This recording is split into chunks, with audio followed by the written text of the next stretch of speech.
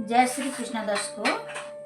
आज हम जानेंगे कि श्रीमद् भगवत गीता में श्री कृष्ण ने महाभारत के दौरान अर्जुन को मित्र और शत्रु की पहचान के बारे में क्या शिक्षा दी थी। गीता में भगवान कृष्ण कहते हैं कि आप स्वयं अपने मित्र हैं और आप स्वयं अपने शत्रु हैं। सुराही में फंसे बंदर की कहानी इसे अच्छी तरह से दर्शाती है।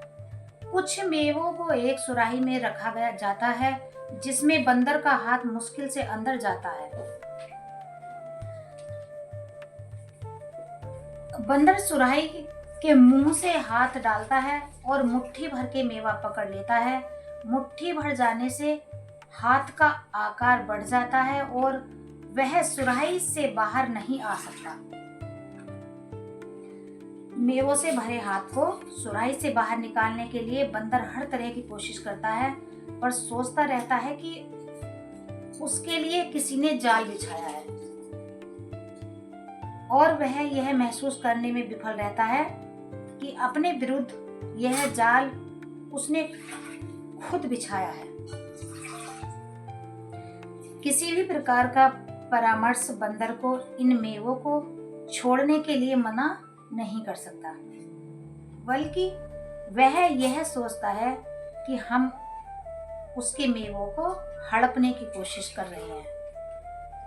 बाहर से देखने में यह काफी सरल लगता है कि मुट्ठी को ढीला करने के लिए इसमें से कुछ मेवों को गिराना पड़ता है ताकि उसका हाथ बाहर आ जाए। तब हम मुसीबत में फंस जाते हैं। तब इस सरल तथ्य को महसूस करना हमारे लिए एक चुनौती होती है। बंद मुट्ठी हमारी शत्रु है और खुला हाथ हमारा मित्र है, और इसे समझकर हम खुद को अपना मित्र या शत्रु बना सकते हैं। जीवन में हम ऐसे ही कई मेवे रूपी जंजालों का सामना करते हैं। वे मेवे एक नहीं बल्कि मैं और मेरा है, और अहंकार उनसे हमारा हाथ बांधता है। गीता बार बार हमें अहंकार को छोड़ने के लिए कई मार्ग दर्शाती है ताकि हम इन जालों से मुक्त होकर परम स्वतंत्रता यानी मोक्ष को प्राप्त कर सकें। इन जालों के बारे में एहसास तब आसान हो जाता है जब इस कोलाहलपूर्ण और तेज गति वाली दुनिया में हम अपनी गति धीमी करते हैं।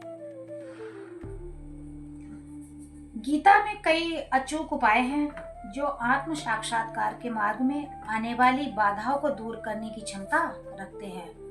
लेकिन ऐसा ही एक अचूक उपाय है स्वयं को दूसरे में और दूसरों को स्वयं में देखना।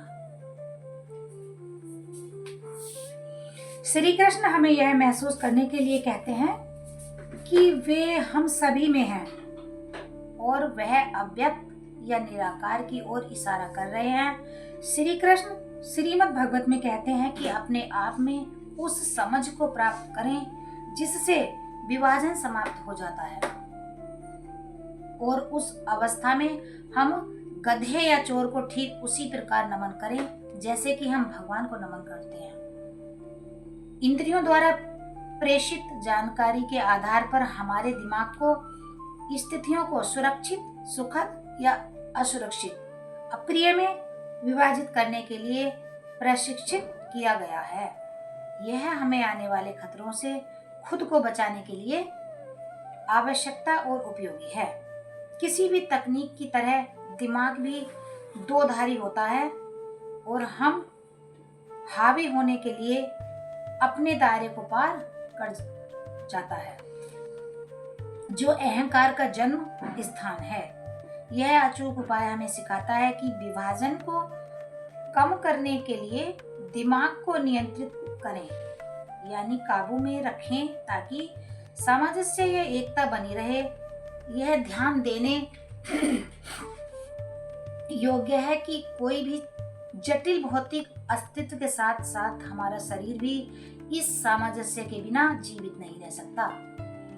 जब हम इस अचूक उपाय का उपयोग करते हैं तो हम दूसरों के लिए करुणा विकसित करते हैं और अपनी जागरूकता बढ़ाते हैं। इसे महसूस करने का सबसे अच्छा तरीका यह है कि किसी ऐसे व्यक्ति के साथ शुरुआत करें जिसे हम किसी भी प्रकार से शत्रु मानते हैं, और उस व्यक्ति को भगवान के रूप में देखें। निश्चित रूप से यह बहुत कठिनाई है कि देखो, हम अपने शत्रु को भगवान के रूप में कैसे देख सकते हैं। तो इसमें भगवान श्री कृष्ण ने बताया है कि निश्चित रूप से यह बहुत कठिन है, क्योंकि कई अप्रिय यादें और भावनाएं उनसे जुड़ी होती हैं। अपने शत्रु की जो अप्रिय बातें होती हैं कही हुई, वो हमारे दिमाग में घूमती हैं। इस अभ्यास से समय के साथ वह घृणा आनंद में बदल जाती है।